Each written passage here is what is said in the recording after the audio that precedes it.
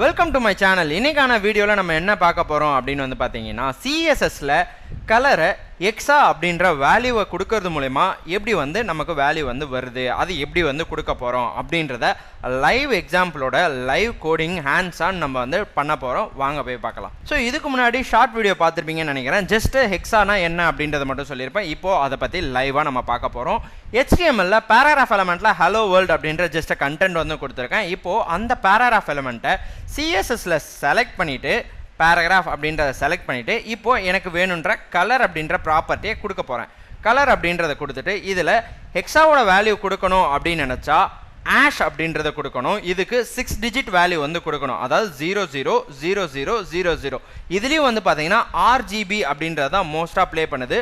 அதாவது first 2 digit value வந்து பார்த்தீங்கன்னா ரெட்டுக்கானது, அடுத்த 2 டிஜிட் வந்து பார்த்தீங்கன்னா க்ரீனுக்கானது, அடுத்த 2 டிஜிட் வந்து பார்த்தீங்கன்னா ப்ளூக்கானது. இப்போது ஃபஸ்ட்டு 2 டிஜிட் ரெட்டுக்கான வேல்யூ மட்டும் நான் ஃபில் பண்ணிக்கிறேன் FF அப்படின்ட்டு. அடுத்த எல்லா டிஜிட்டுக்கும் 0000 அப்படின்றத கொடுக்கறது மூலமா எனக்கு டெக்ஸ்ட்டுக்கான கலர் வந்து ரெட் கலர் வந்து கிடச்சிருது. இதுவே உங்களுக்கு க்ரீன் கலர் வேணும் அப்படின்னு நினச்சிங்கன்னா 00FF00 அப்படின்னு கொடுத்தீங்கன்னா க்ரீன் கலர் கிடைக்கும். இதுவே வந்து பார்த்தீங்கன்னா 0000FF அப்படின்னு கொடுக்கறது மூலமா நமக்கு ப்ளூ கலர் கிடைக்குது.